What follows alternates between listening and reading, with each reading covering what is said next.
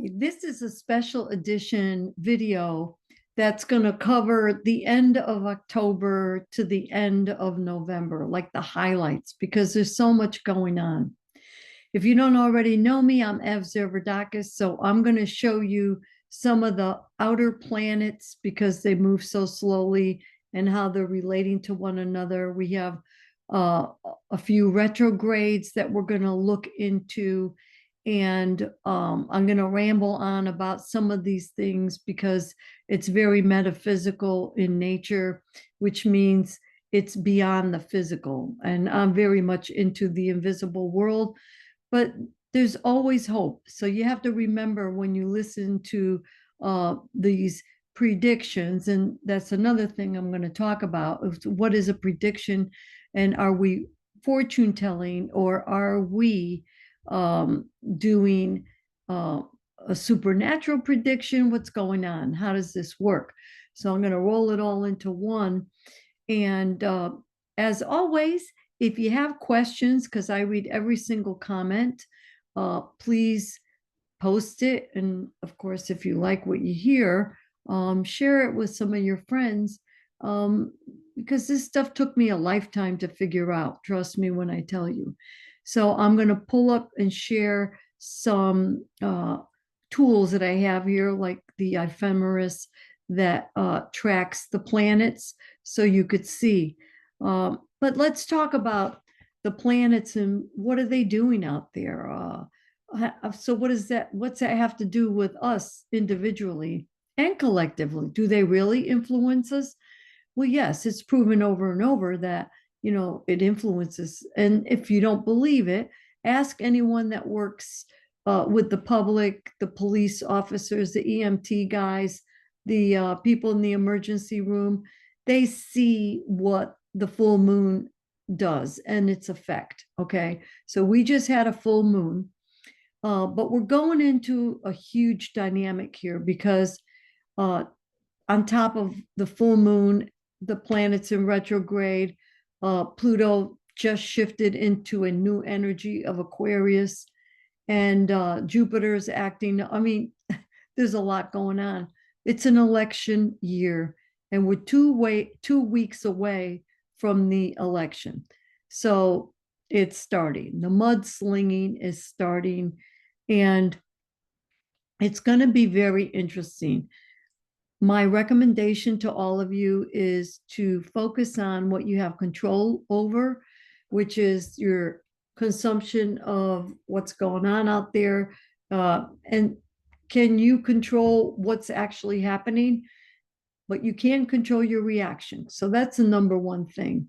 The other thing you could control is to take a preview and see these planets and positions and what signs they're in, and kind of match it up to your natal chart, because that will give you an idea of what area in your life you're being affected by the houses. So if Pluto is in your first house, there'll be transformations with you, yourself. If it's in the second house, it's your resources, the personal stuff. So anything below the horizon, that middle line, houses 1 through 6, it'll be personal. If it's houses 7 through 12, it'd be more on a social level, you personally, but on a social level, if that makes sense. So let's look at some of these sheets that that I like to look at, and I'm gonna pause this for a second so you don't have to go through that. So here we see the range of the outer planets and what signs they're in, and then what modality it's in. So the modality is important because if it's a fixed sign, that means they resist change. If it's a mutable a sign, they love change. And if it's a cardinal sign, they like to start things. There'll be start of new things. But always remember that the planets are not working alone. They work together. And that will be the next sheet that I pull up.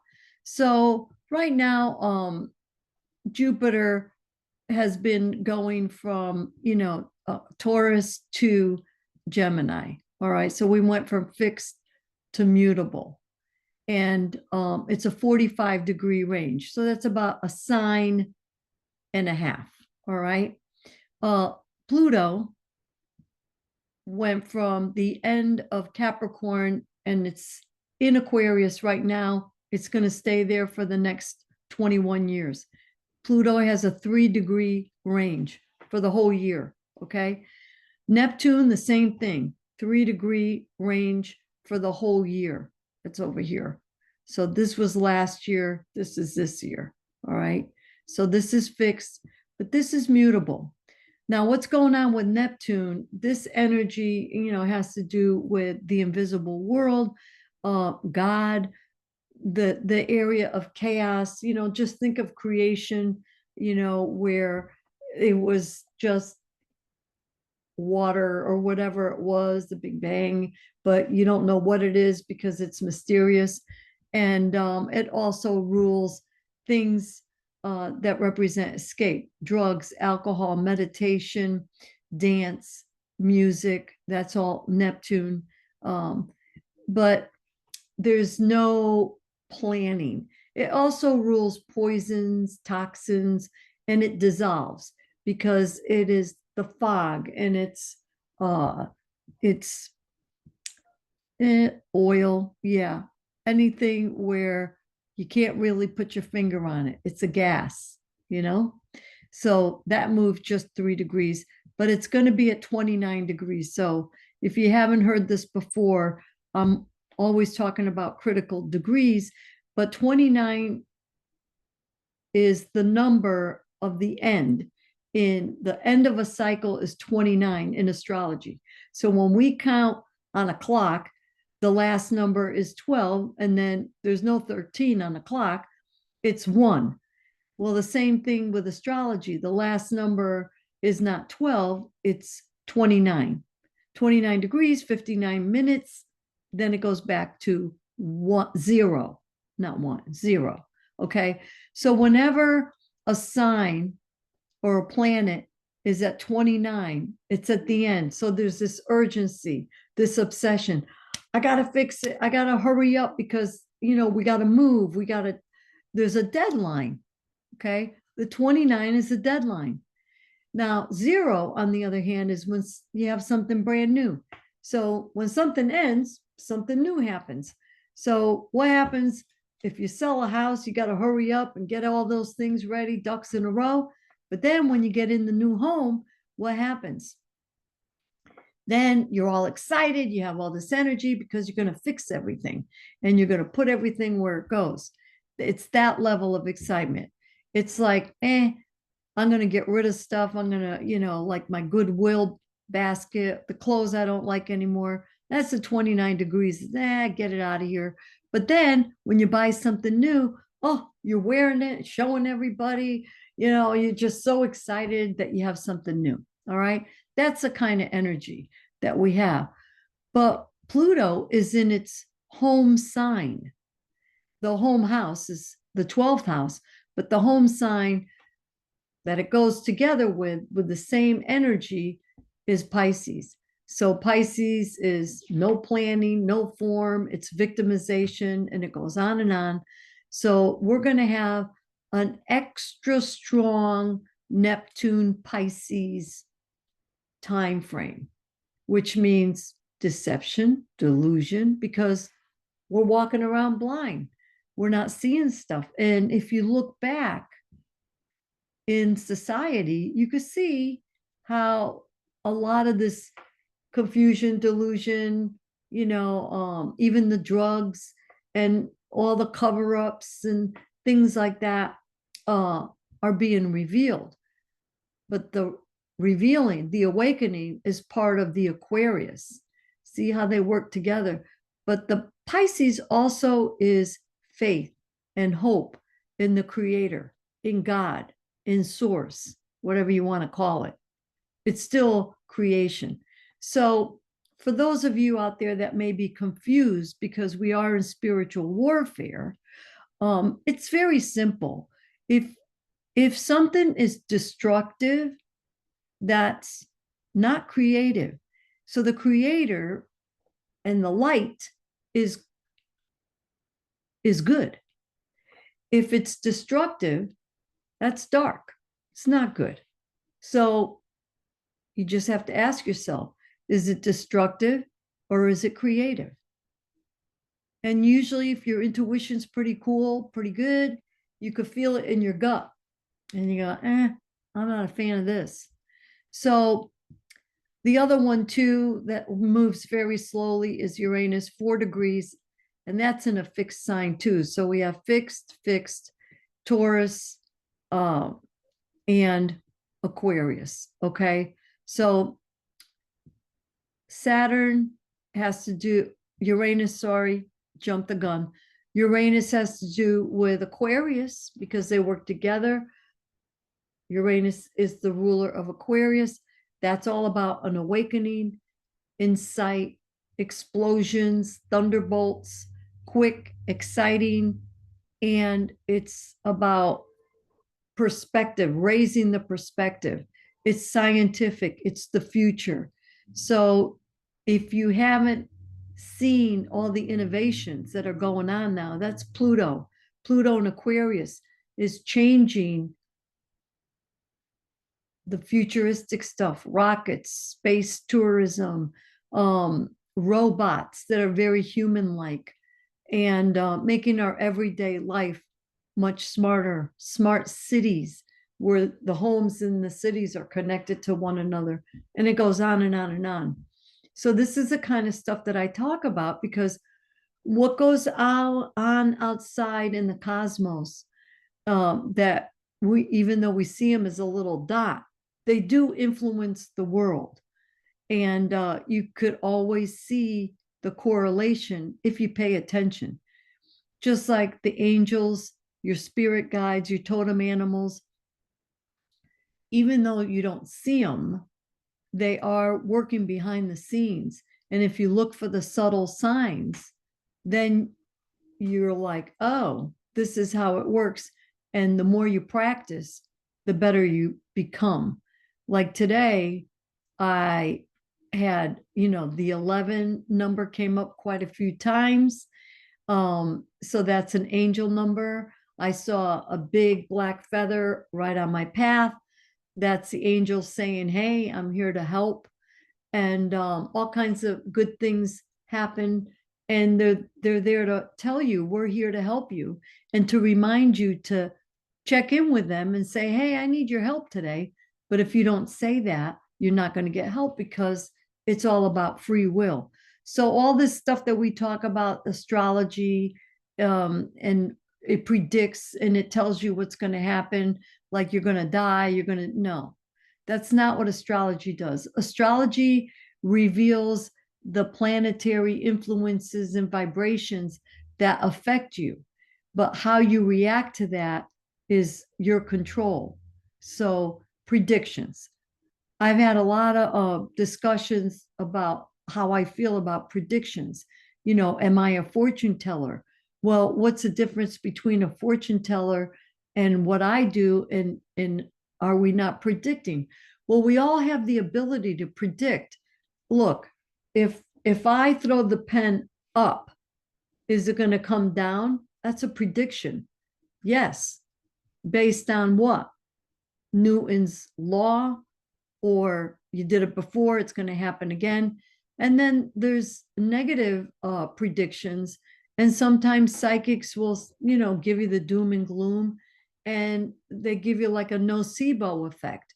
And then there's a placebo effect where the doctor gives you a sugar pill, tells you it's going to take care of your blood pressure. And studies show that your blood pressure goes down, even though you just took a sugar pill, because the mind could do a lot of different things that are healing. So prediction could be interesting conversation, but nobody can predict your destiny. We could tell you what forces are highlighted based on planetary positions now and how they affect your chart. We could tap in to remote viewing, which is a whole nother topic, but that's where we see stuff, you know. And then there's, the different dimensions. So we could be living parallel universes and things like that. But the thing is, you're in control. All right. That's the number one thing. Now, Saturn has a 7-degree range and it's in Pisces. So we have some Pisces energy coming up as well right now. So let's take a look. We just finished with our lunar eclipse, which was in Pisces. And Pisces is very spiritual. That means have faith. And Neptune is working together in a certain angular aspect called a sextile with Pluto.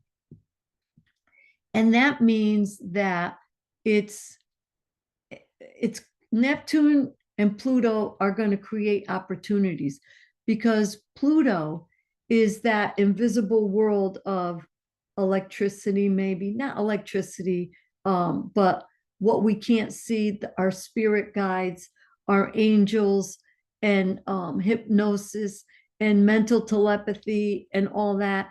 And with electronics, Pluto in Aquarius, there are electronics now that are actually able to project thoughts from one person to another person. So all this energy is working together.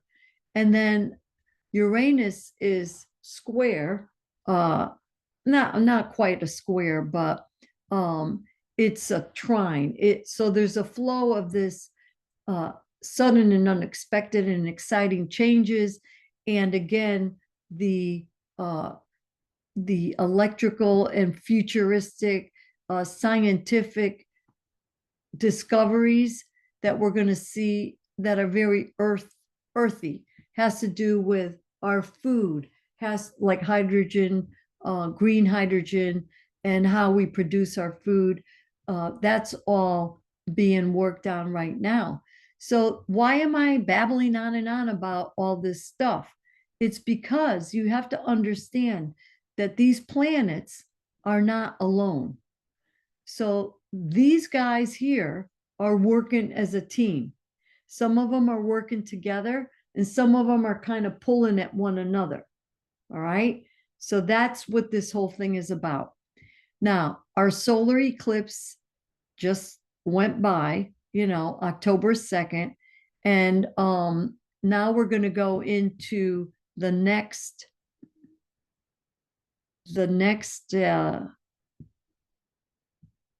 share, the next document. And that's going to be right here. Let's share that. So the intensity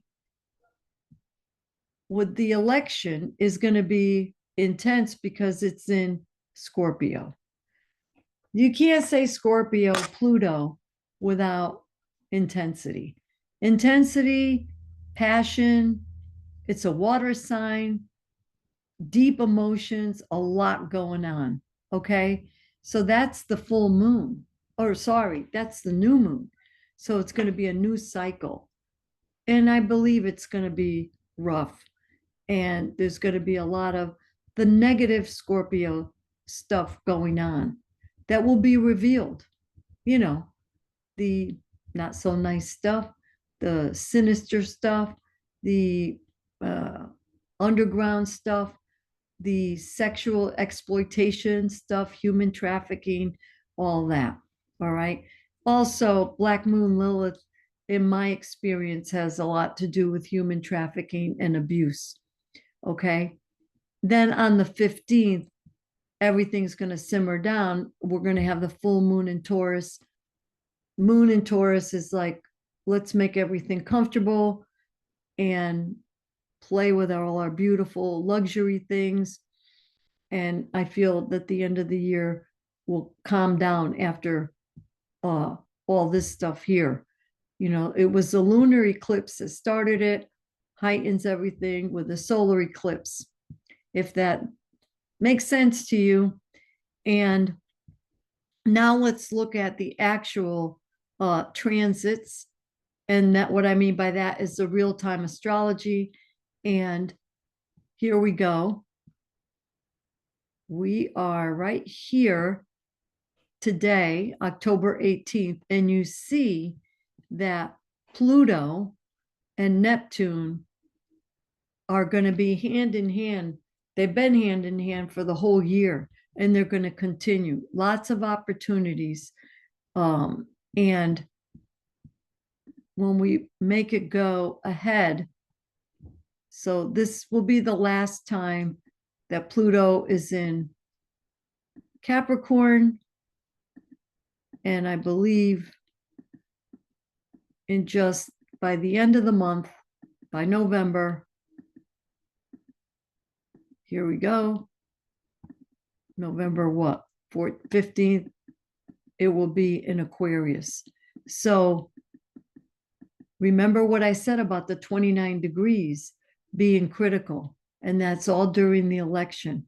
Once we're done with this, at the end of November, things should simmer down. But there's opportunities for ourselves because the sun is in Scorpio. So there'll be deep transformation. There might be changes in our shared resources. Shared resources is anything financial that we share, banking, 401s, all that kind of stuff. All right. And then, but there'll be a lot of action, vacation type, and let's perform, let's be entertained because of this change here with the Scorpio. It would be, and you see here, there's a trine here, a trine here, a trine here. So with the spiritualism and action to create, being around children, performances, let's watch the movies, and taking a look at our own psychology, you see. So that's all going to spin together. And I feel it's going to be a really good time after November 18th. We're all going to settle down. And also, too, we have the planet of sudden and unexpected changes in our personal resources, but it's going to be part of this flow of energy with, you know, the top-down Capricorn government, organized religion, mass media, everybody telling us what to do, because it's all being exposed right here because of this. And then Jupiter, we can't forget Jupiter is in Gemini. Jupiter is, let's make it big, Jupiter's righteousness and ethics and values and morals in Gemini, which has to do with information. So this kind of information is big information, lots of information, and it's making people say, we got to change something. We've got to really transform. We've got to change this government that we have. And people are now, there's curbside voting. There's, you could vote early voting, absentee voting, and then you could vote on the in the regular way. So there should be a bigger turnout, I would assume, because there are more opportunities for people to get out there. So the other thing here is Chiron is in Aries. Chiron is the planet of pain, suffering, trauma, self-pain, you know, usually when you're younger, but now it's in the area of self or the head. So there's going to be a flow of information, righteousness, law enforcement, travel, higher education, and a healing here, you see? And if you ever see little cues in the chart, cues have to do with the invisible world. So we have a responsibility to the faith, having faith, and it's the, you know, the invisible world, the angels, and all those things that we can't see. You know, your past loved ones, they're helping. All right. And I believe more and more people are going to have the ability to communicate with the invisible world and to understand that they're just not physical, but they're here, if that makes sense. So the recap on this is you be careful of what you listen to with this doom and gloom going on out there. And just know that astrology is a tool, it's here to help you. And uh, I hope that these videos help you. I'm also doing monthly classes. We just did a Pluto class. That'll be offered again next year. I give it like a 6-month cycle where I repeat the classes. We do them on Zoom, they're live, and you take your chart and you could learn from the presentation by looking at your chart and you say, oh, this is what's going on. And we have a discussion about it. It's about an hour and a half, 2 hours. It's recorded and you give it back. And if you act fast, you will get the good price, which is only $28. And you could just go on the website and get that special price of $28. If you want to get the blogs, see the blogs are very informative, just go on the website. And if you want the newsletter, just sign up for it. And that way we keep in touch with you so you know what's going on. So I hope that I see you. The next class is November 8th, I believe, on the second Sunday at 3 p.m. And it's for all the people that don't know where to start. They have like all these astrology books, up there. And they're like, where do you start? So I'm going to show you, I've broken down the big course, the $999 course into small components because not everybody wants to learn the whole thing, but if you want to get a good start, now's the time to do it. And if you act before the 31st of October, Halloween, then you will get the $28 price. And that includes the video, and it's on a slide presentation, and you get the recording to keep. Talk to you later. Till next time, be safe. Okay?